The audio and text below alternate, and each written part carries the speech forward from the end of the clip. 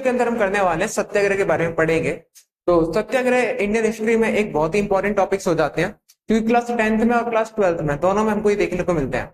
तो modern history का part है ये दोनों के दोनों।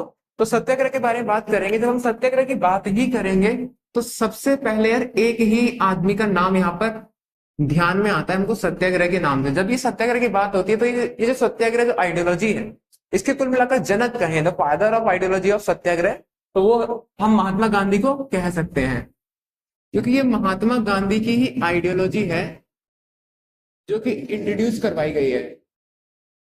तो महात्मा गांधी फाउंडर है इस आइडियोलॉजी के, जनक हैं, पिता हैं।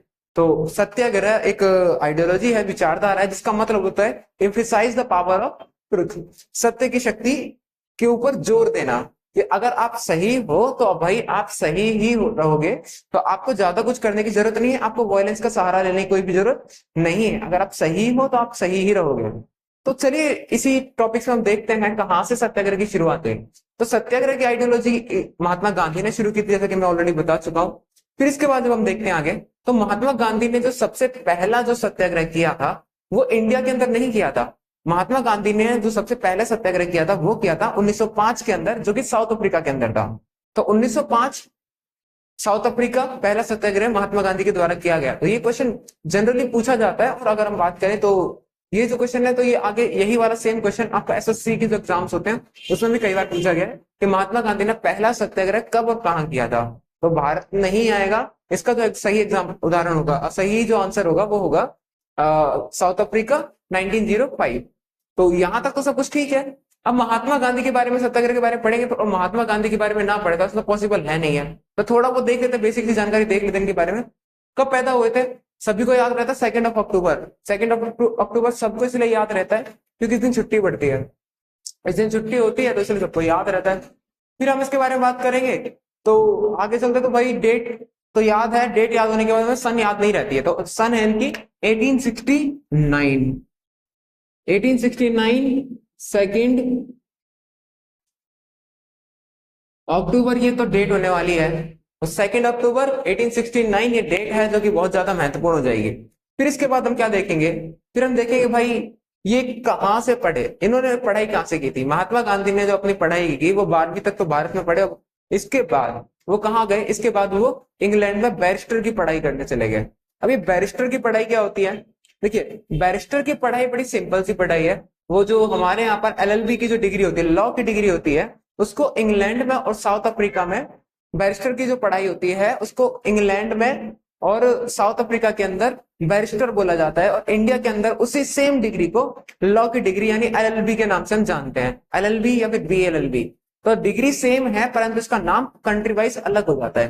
तो बैरिस्टर की पढ़ाई महात्मा गांधी ने की थी। अब सिंपल सी बात है, बैरिस्टर की पढ़ाई की है तो या तो जरूर अफ्रीका गए होंगे या फिर वो इंग्लैंड गए होंगे। तो देखो आंसर आप सभी को पता होगा ऑलरेडी कि महात्मा गांधी अपनी पढ़ाई पूरी करने के लिए इंग्लैंड गए थे, जहां के लोगों ने भारत में शासन किया था लंबे समय तक। तो बहुत अच्छी तरीके से पता था महात्मा गांधी को उन लोगों की विचारधारा के बारे में, क्योंकि उन कंट्री के बारे में कहा वो वहां पढ़कर आ चुके थे। तो यही था सब कुछ महात्मा गांधी के बारे में। और जन्म हो गया, पढ़ाई कहाँ से, बैरिस्टर की पढ़ाई पूरी की थी उन्होंने, इंग्लैंड से पूरी की थी। वापस आए, वापस आने के बाद कुल मिलाकर फिर साउथ अफ्रीका, इंडिया में आने के बाद फिर वापस साउथ अफ्रीका गए। और जब साउथ अफ्रीका वापस जाते हैं तो साउथ अफ्रीका जाने के बाद वहां पर ही वो गांधी बनते हैं। तो गांधी जो नाम है ना, इंडिया में गांधी को कोई नहीं जानता था उस समय तक, जब तक उन्होंने अपने एलएलबी बैरिस्टर की पढ़ाई पूरी की। परंतु जब बाद में वो अफ्रीका गए तो अफ्रीका के अंदर उन्होंने बहुत ऐसे काम किए हैं, कुछ ऐसे कार्य जिनके कारण वो बहुत ज्यादा फेमस हुए हैं। तो इन्हीं कार्यों की वजह से महात्मा गांधी को गांधी बने, और जब 1915 में वो वापस भारत में आ जाते हैं। तो यहाँ से भी क्वेश्चन बनता है कि महात्मा गांधी भारत में वापस कब आए। तो महात्मा गांधी भारत में वापस कब आए थे, 1915 9 जनवरी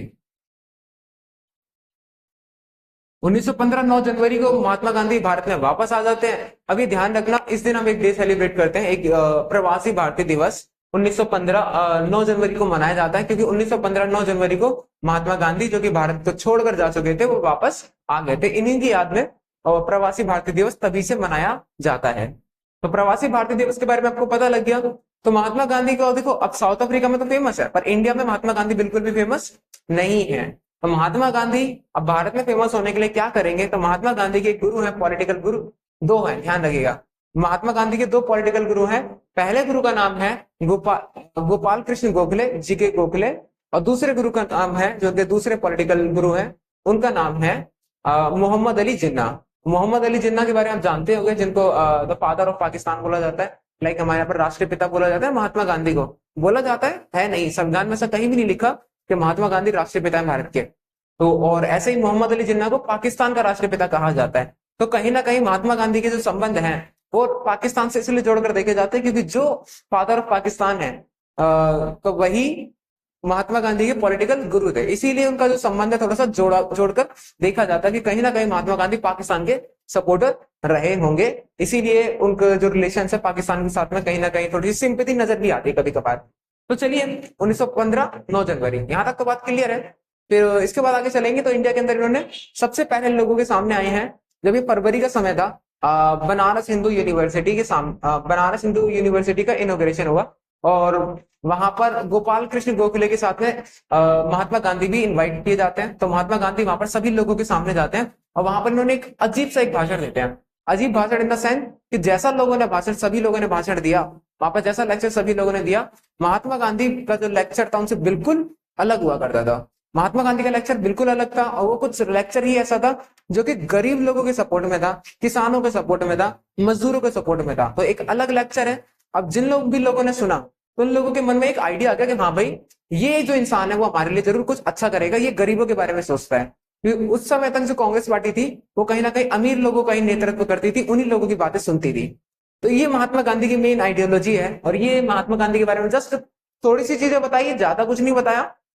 तो ये इंडिया की सारी चीजें हैं। इसके आगे बात करेंगे सत्याग्रह की, वो नेक्स्ट पार्ट 2 में करने वाले हैं। तो ये पार्ट में इतना ही काफी है महात्मा गांधी के बारे में। तो अगले पार्ट में मिलते हैं। अगर वीडियो अच्छी लगी तो वीडियो को लाइक करिएगा, चैनल को सब्सक्राइब करिएगा and thank you for watching the video.